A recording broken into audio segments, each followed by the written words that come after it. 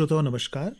प्रधानमंत्री नरेंद्र मोदी ने आज आकाशवाणी के मन की बात कार्यक्रम के माध्यम से एक बार फिर बहुत सारी बातें, बहुत सारे विचार जो हैं वो श्रोताओं के साथ साझा किए।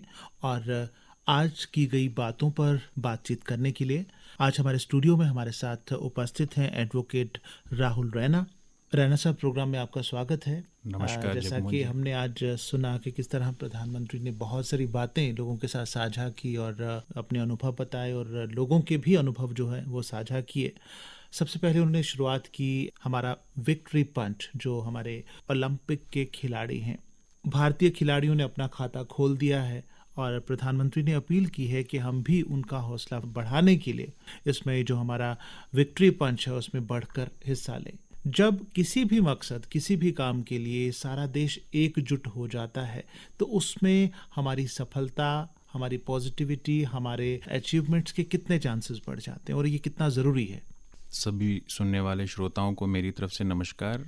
ये सवाल बिल्कुल बहुत ही अच्छा आज मोदी जी ने मन की बात में उठाया, क्योंकि आप देखिए जब भी कोई स्पोर्ट्स इवेंट होता है, जब पूरा देश खड़ा उठता है, जैसे स्टेडियम में कहीं क्रिकेट मैच होता है या कोई भी दूसरा खेल होता है, जब भी सारे लोग वहाँ पे चेयर अप करते हैं, उससे जो मनोबल बढ़ता है हमारे खिलाड़ियों का, वो देखने लायक होता है। उससे ये होता है कि जिनका मॉरल शायद डाउन हो, शायद गेम हमारे हाथ से स्लिप हो रही है, लेकिन मॉरल जब बूस्ट हो जाता है उससे आप देखिए खेल के परिणाम बदल जाते हैं। इस बार मोदी जी ने बहुत ही अच्छा काम किया कि आपने देखा होगा पहली बार उन्होंने आउट ऑफ बॉक्स जो है एक नया एक विचार रखा। उन्होंने जितने भी खिलाड़ी थे ओलंपिक्स में जो इस बार हिस्सा ले रहे हैं टोक्यो ओलंपिक्स में, उन सब से उन्होंने वार्ता की जी। उससे क्या हुआ कि खिलाड़ियों का उत्साह बहुत बढ़ा, उनका मनोबल बढ़ा।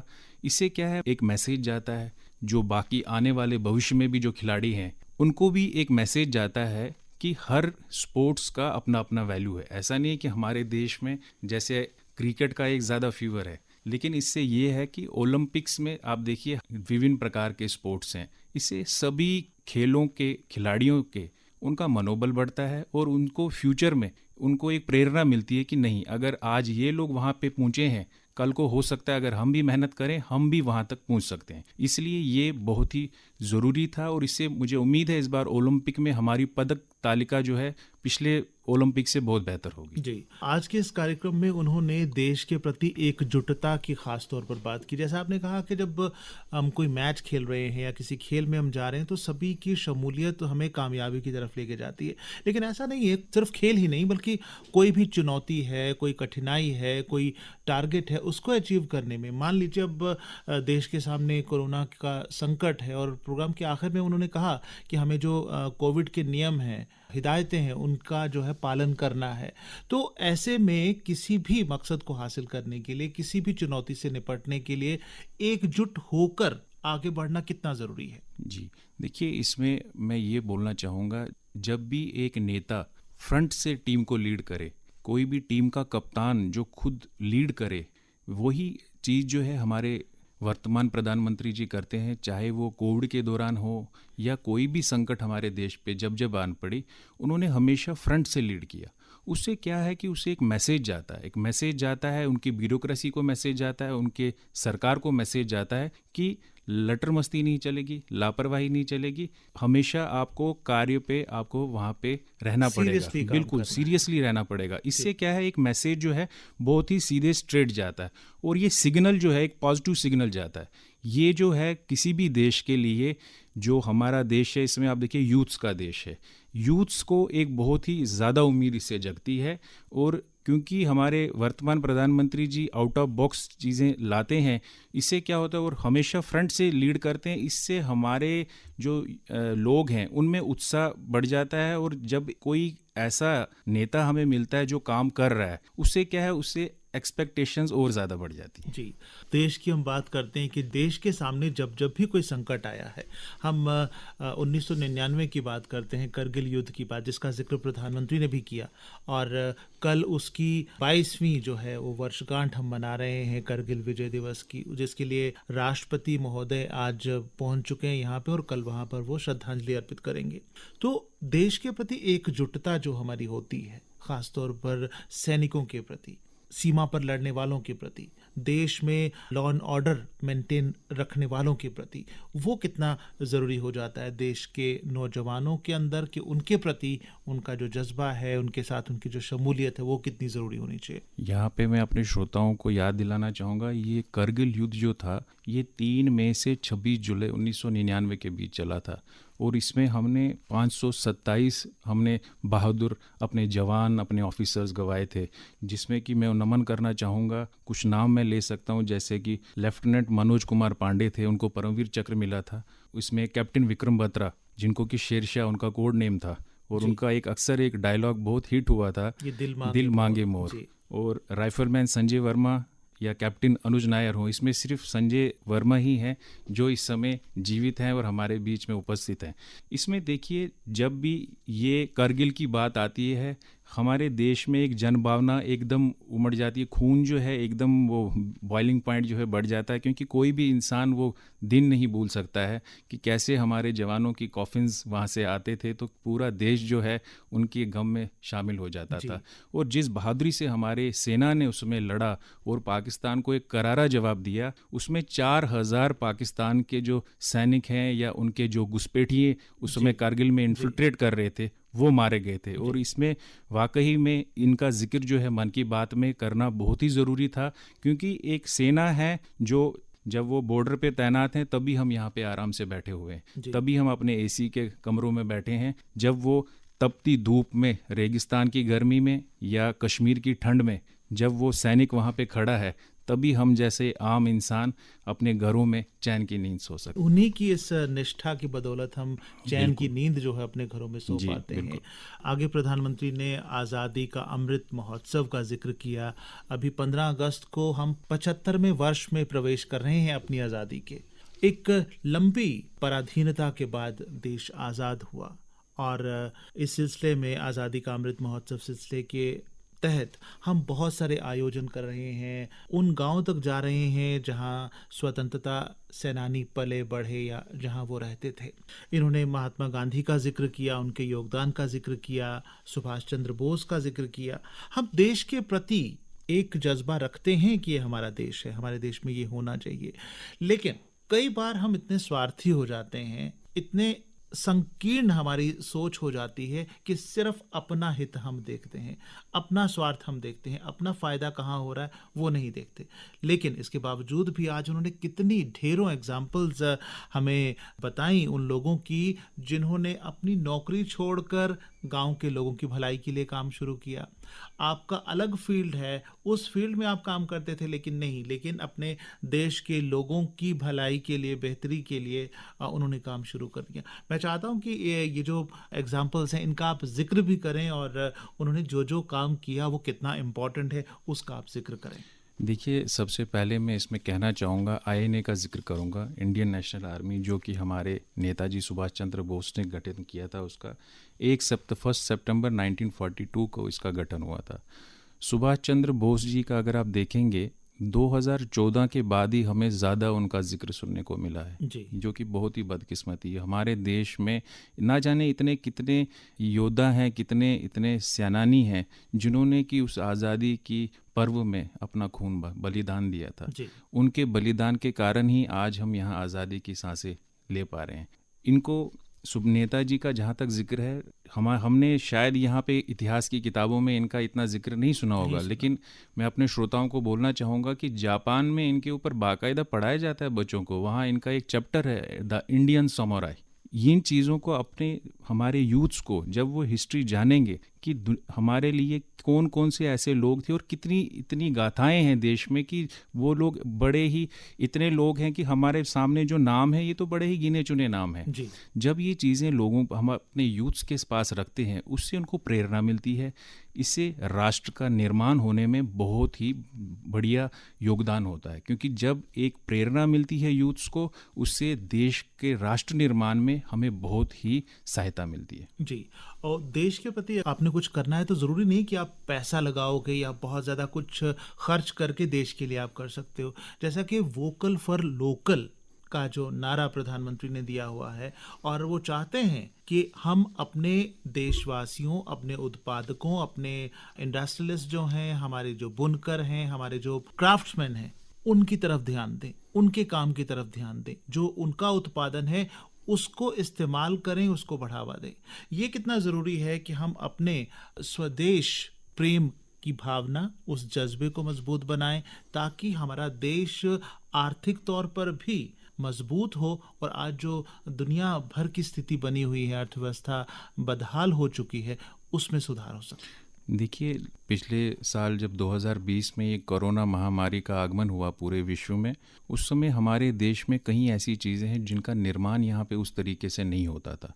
लेकिन उस समय भी हमारे प्रधानमंत्री जी ने फ्रंट से जब लीड करना शुरू किया, उससे ये चीज़ें सामने आई कि हमने अपने यहाँ पे N95 मास्क का आप देख सकते हैं, आज बिल्कुल उसका रेट डाउन हो चुका है। और बहुत सारी एक मेडिकल इक्विपमेंट्स ऐसे बनाने शुरू किए जो शायद पहले यहाँ हमारे देश में कभी नहीं बनते थे। इससे क्या हुआ, वोकल फॉर लोकल की आवाज़ उठने लग गई। इससे ये आप अगर आप देखें, 87.4 बिलियन का इंपोर्ट हमारा यूएसए के साथ है, 65.2 बिलियन डॉलर्स का इंपोर्ट हमारा चाइना के साथ है। अगर ये इंपोर्ट हम जितना ज़्यादा से ज़्यादा घटा सकें और उसके ज़्यादा से ज़्यादा एक्सपोर्ट करें, उससे हमारे देश में जो बेरोज़गारी है, जो एक बहुत बड़ा चैलेंज है, उसको हम कहीं ना कहीं काबू कर सकते हैं। हमारे यूथ्स को जॉब मिलेगी, जॉब ओरिएंटेशन जो है ज़्यादा होगा। और वोकल फॉर लोकल में दूसरी चीज़ ये है कि इस मौजूदा सरकार में हम देख रहे हैं कि स्टार्टअप की बात होती है। स्टार्टअप्स, बहुत सारे स्टार्टअप्स के इनिशिएटिव्स लिए गए। इसमें आज हमारे प्रधानमंत्री जी ने बहुत सारे जिक्र भी किए, बहुत सारी ऐसी एग्जांपल्स भी दी। ये चीज़ें जो हमारे यूथ्स को समझना पड़ेगा कि हर चीज़ जो है सरकार से नहीं आ सकती है, कुछ ना कुछ हमें खुद भी करना पड़ेगा, हमें खुद अपने टांगों पे खड़ा होना पड़ेगा। हम हमेशा ये नहीं कह सकते कि देश ने हमें क्या दिया, हमें ये सोचना चाहिए कि हमने देश को क्या दिया। ये सोच लाना जो है हमारे यूथ्स के लिए बहुत ज़रूरी है। और जब ये सोच आएगी, मैं समझता हूँ कि हमारे राष्ट्र में बिल्कुल निर्माण तो होगा ही होगा। और हम कहीं ना कहीं, क्योंकि हम एक यूथ नेशन है, आप देखेंगे आज भी प्रधानमंत्री जी ने एक बात का जिक्र कर रहे थे कि माई गोव में वो जो एक सर्वे हुआ है, उसमें पाया गया कि मोर देन 75% जो है उसमें 35 से कम की आयु है। यानी कि ये एक यूथ देश है, it is the nation of the youths.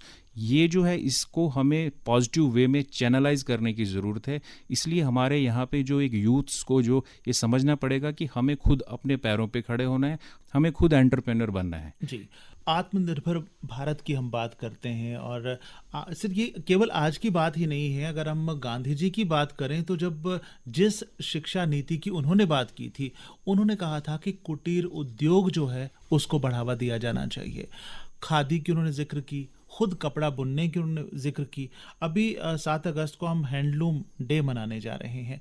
तो ये हमारी दस्तकारी, हथखड्डी या कुटीर उद्योग जो हैं, ये हमारे देश की अर्थव्यवस्था को सुधार पाने में कितने ज़रूरी हैं और क्या रोल ये अदा कर सकते हैं? देखिए, महात्मा गांधी जी ने एक बात कही थी कि India lives in the villages, in the rural parts. ये बात बिल्कुल सही है। और यहीं से हमारी वर्तमान प्रधानमंत्री जी, आप देखिएगा, अक्सर वो महात्मा गांधी जी का जिक्र करते रहते हैं।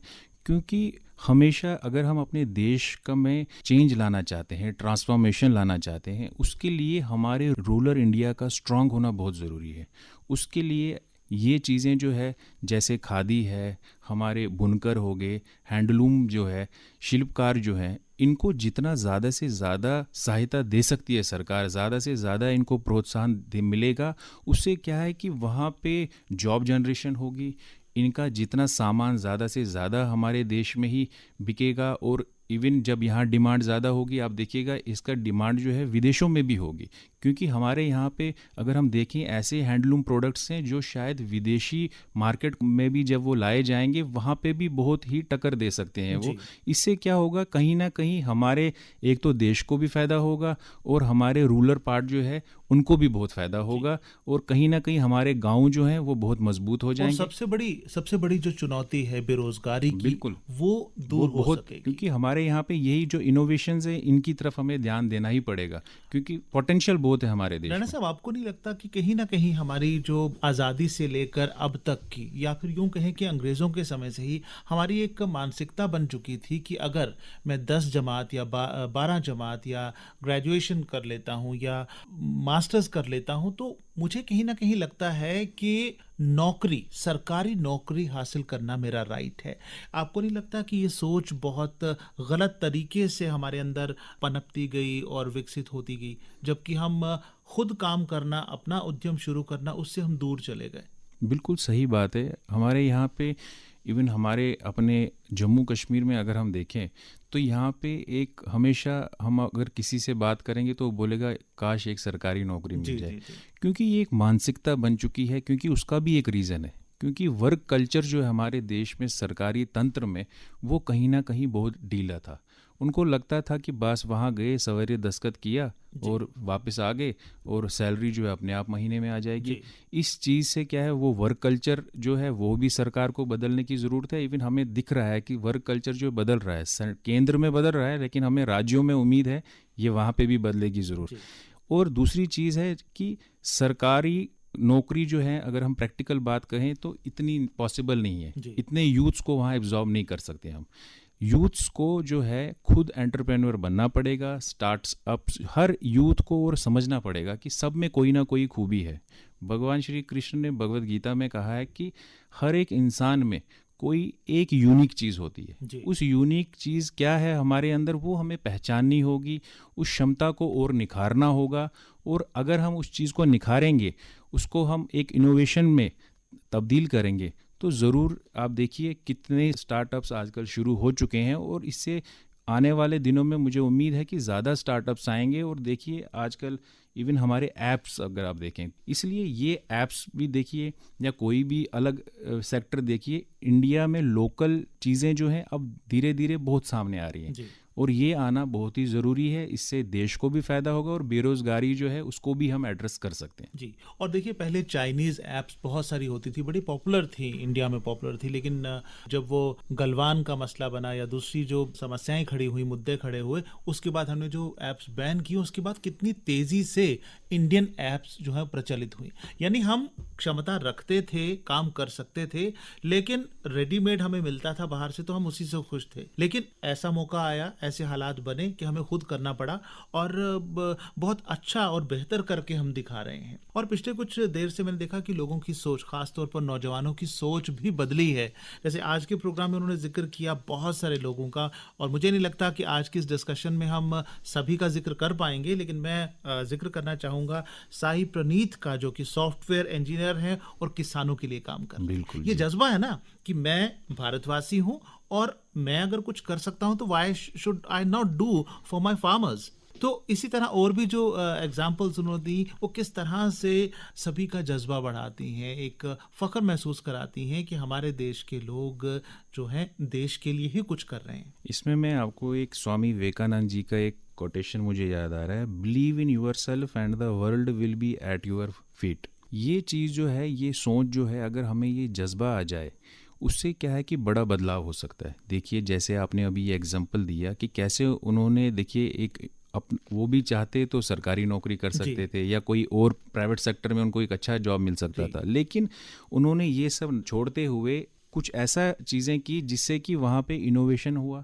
उससे नई चीज़ें सामने आई और उनके एरिया में आप देखिए कितने लोगों को प्रोत्साहन मिला। जी। अब देखिए ना, किसानों की वहाँ मौसम की वजह से बिल्कुल। प्रॉब्लम थी, किसान बदहाल थे, उनको एडवांस में नहीं पता, और वो क्या कर रहे हैं कि अभी अभी वेदर डाटा खुद खरीदते हैं और उसको किसानों के साथ शेयर करते हैं ताकि वो एडवांस में बंदोबस्त कर लें कि मौसम कैसा होने वाला है। बिल्कुल, आप देखिए हमारे यहाँ पे मानसून जो है, हमारा कृषि प्रधान देश है और ये अक्सर मानसून पे ही हम डिपेंडेंट होते हैं। मानसून में हम अक्सर देखते हैं कि जल भराव बहुत हो हिस्सों जाता में है। हो जाता है और कुछ एरिया ऐसे भी हैं जहाँ पे कि कोई भी एक बूंद भी नहीं पड़ती है।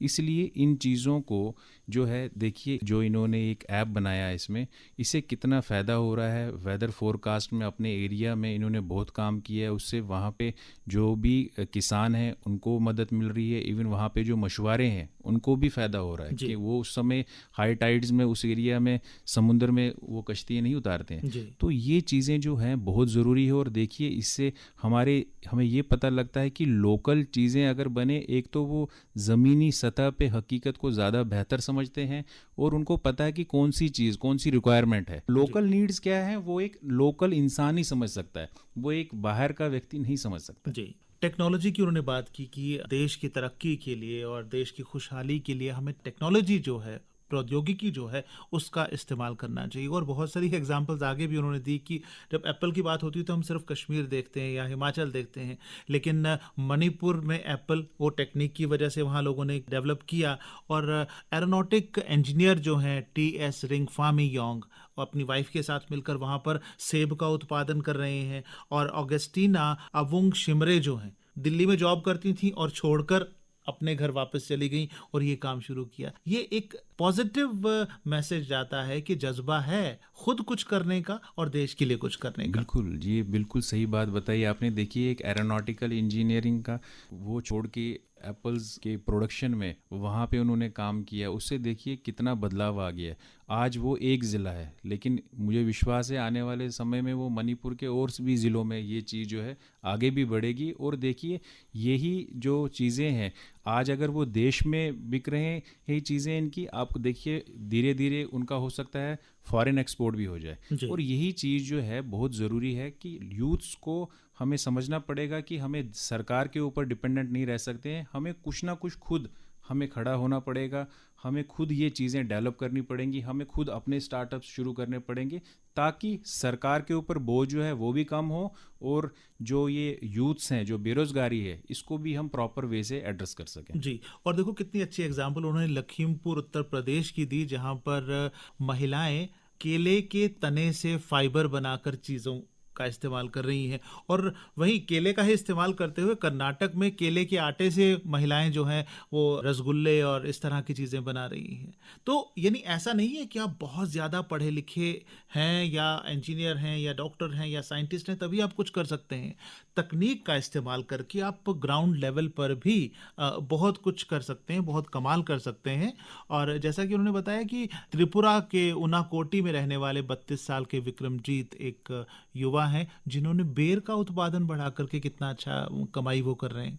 जी, इसके साथ मैं ये कहना चाहूँगा कि जैसे कि लखनपुर खीरी क्या आपने ज़िक्र किया, और इवन प्रधानमंत्री जी ने एक यूट्यूबर जो है उड़ीसा के हमारे एक दिहाड़ी मजदूर जो हैं जी संबलपुर से, इसाक मुंडा की भी जी उन्होंने जी बात जी की। जी जी देखिए उन्होंने कितना एक अच्छा किया है कि वो लोकल व्यंजनों का जो है उसका यूट्यूब पे वो अपलोड अपना करते हैं। चैनल बनाया और वो बिल्कुल, पैसे और कमा रहे देखिए हैं पैसा बहुत कमा सारे। रहे हैं। ये चीज़ें जो है हमें जो है यूथ्स को समझनी पड़ेंगी, हमारे पूरे देशवासियों को समझनी पड़ेंगी कि जो भी उनके पास कोई भी क्वालिटी है, कोई भी स्किल है, उसका प्रॉपर यूज़ करना बहुत ज़रूरी है। आपने जी कितना पढ़ा लिखा है आप, वो ज़रूरी नहीं है। एक इंसान की एजुकेशन जो है उस पर निर्भर होने की आवश्यकता नहीं है, स्किल को और एनहांस करना है। जी क्योंकि स्किल्स से क्या होता है, जब आप कोई चीज़ शुरू करेंगे, इससे क्या होगा, आपको भी फ़ायदा होगा, आप जॉब जनरेशन करेंगे और 10 लोगों को जॉब दे सकते हैं और देश को भी फ़ायदा होगा। जी ये चीज़ें जो हैं ये बहुत ही ज़रूरी है, इसमें देश का भी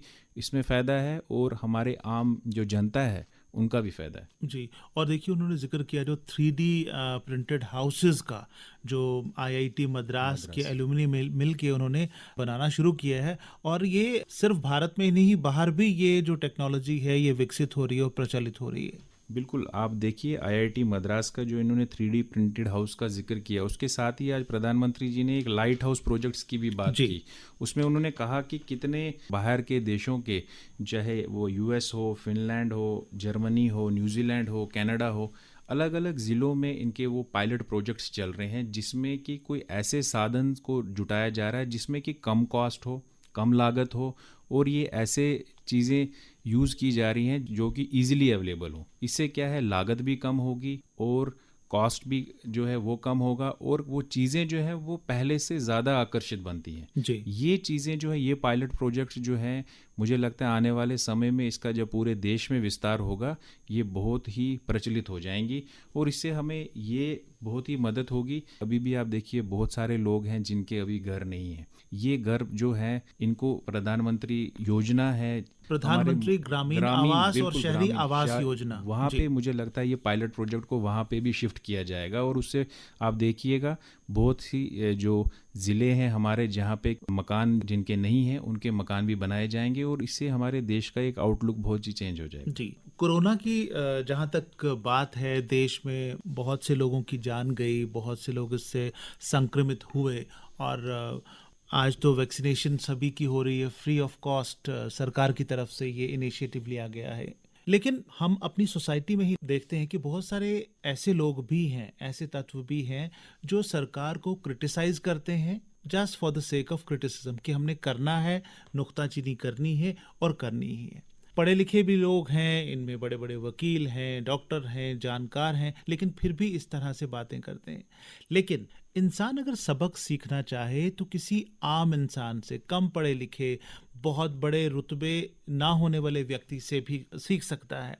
उन्होंने चंडीगढ़ की एग्जाम्पल दी। एक संजय राणा हैं जी, जो संजय कि राणा को छोले भटूरे की रेडी लगाते हैं, वो बेचते हैं और उनके जज्बे को सलाम करने का मन करता है। वो खामखा की नुक्ताचीनी करने वाले लोगों से कितने ऊपर हैं, जिनके अंदर ये है कि जिसने टीका लगवाया है वो मेरे पास आए, मैं उसको फ्री में छोले भटूरे खिलाऊंगा। इस जज्बे को आप रैना साहब किस तरह से देखते बिल्कुल हैं? इस जज्बे को मैं सलाम करता हूं, क्योंकि एक तो वो लोग भी हैं जो कि वैक्सीनेशन से दूर भागना चाहते हैं, चाहे एक रीज़न हो या दूसरा रीज़न हो। दूसरी चीज़ आपने कही कि कुछ लोग इसमें क्रिटिसाइज़ कर रहे हैं। देखिए, हर चीज़ का क्रिटिसिज्म होता है। हमारा एक वाइब्रेंट डेमोक्रेसी है, क्रिटिसिज्म जो है वो हमेशा होती है, हर चीज़ की होती है। लेकिन अब कुछ चीज़ें जो होती हैं कोविड के दौरान हमने देखी, हमारे यहाँ पे आप देखेंगे ब्यूरोक्रेसी जो है वो एक बदकिस्मती है कि वो थोड़ा कछुए की चाल चलती है। सरकार ने बहुत सारी योजनाएं तो कर दी, वैक्सीनेशन ड्राइव शुरू कर दी, लेकिन कई बार क्या होता है कि जो इसको फॉलो अप करना है, जिसने इसको इम्प्लीमेंट करना है, ऑन ग्राउंड लाना है, वो ब्यूरोक्रेसी है। और ब्यूरोक्रेसी जो है वो कई बार जो है ना ब्यूरोक्रेटिक हर्डल्स क्रिएट कर देती हैं। वैसा नहीं होना चाहिए। उन चीज़ों को सरकार को एड्रेस करना चाहिए और मुझे लगता है ये चीज़ें एड्रेस हो भी रही हैं। मैंने आपको पहले भी कहा था प्रोग्राम में कि केंद्र में बहुत सारी चेंजेस हमें देखने को मिल रही हैं, जी। लेकिन मैं चाहूँगा ये चेंजेस जो हैं राज्यों में भी हमें देखने को मिले, ताकि देखिए कोई भी योजनाएं सरकार बहुत बनाती हैं, लेकिन इन योजनाओं का फ़ायदा तब है, लाभ तब है जब इनकी इम्प्लीमेंटेशन ग्राउंड ज़ीरो पे होगी। और वो ग्राउंड ज़ीरो पे इम्प्लीमेंटेशन कौन करेगा? वो तो ब्यूरोक्रेट्स के थ्रू ही होगा। उनका जब तक कि वर्किंग कल्चर, वो वर्क कल्चर और उनका वो लैकरडिसिकल अप्रोच, उससे उनको बाहर निकालने की बहुत ही ज़रूरत है। और ये क्रिटिसिज्म का जहाँ तक सवाल है, मुझे लगता है देश में आज की टाइम पे एक टेक्नोलॉजी का ज़माना है। आज हर लोग जो है जागरूक हैं, सबको पता है कि कौन सी न्यूज़ फेक है और कौन सी न्यूज़ जो है गलत है। जी। और वैक्सीनेशन ड्राइव का जहाँ तक सवाल है, क्योंकि देश बहुत बड़ा है, हमारे देश की आबादी अगर हम देखें कई यूरोप के देशों को भी मिलाया जाए तो भी वो हमारे साथ नहीं उसको मैच किया जा सकता है। इसलिए उस हिसाब से वैक्सीनेशन बहुत अच्छी चल रही है, लेकिन आबादी ज़्यादा है, समय तो लगेगा। जी, और इसमें हमारी सोच को भी बदलने की ज़रूरत है। जो नेगेटिविटी है उसे ख़त्म करना है। देखिए, जब कोरोना आया शुरू में, तो इसकी जांच करने की एक लैब थी देश में, पूरे देश में एक लैब थी, और आज ये संख्या जो है 2500 से ज़्यादा है। बिल्कुल सही ठीक है। बताया आपने। एक दवाई बनाने में कई साल लग जाते हैं, लेकिन हमने 1 साल के अंदर अंदर बनाया। अब उस पे भी लोगों ने सवाल उठाया कि ऐसा कैसे हो सकता है। तो कोई भी दवाई बनाने के लिए जो प्रोसीजरल डिलेज होते थे, उसकी वजह से समय लगता था। हमने उनको कट किया, उनको ख़त्म किया और दवाई जल्दी जल्दी बनी। अब दवाई का निर्माण भी हो रहा है। तो हम बहुत सारी बातें आज के मन की बात के बारे में और भी कर सकते हैं, लेकिन समय हमारे पास उतना नहीं है। तो आखिर में हम यही चाहेंगे कि जितने भी देशवासी हैं, जितने भी श्रोता हैं, वो इस बात को समझें कि कोरोना से लड़ाई हम सबकी साझी है। कोरोना सिर्फ मेरा या किसी एक और का दुश्मन नहीं है, हम सबका दुश्मन है। उससे बचाव हमने करना है, और जो सरकार की तरफ से, हेल्थ डिपार्टमेंट की तरफ से जो दिशा निर्देश दिए गए हैं, जो हिदायतें दी गई हैं, उनका अनुसरण हमें करना है, उनका पालन हमें करना है। तभी हम इस संकट से बाहर निकल पाएंगे, इससे उबर पाएंगे। बिल्कुल। एडवोकेट राहुल रैना साहब, आप अपने बिजी शेड्यूल से समय निकालकर हमारे इस कार्यक्रम में बातचीत करने के लिए यहाँ पर आए। आपका बहुत बहुत शुक्रिया।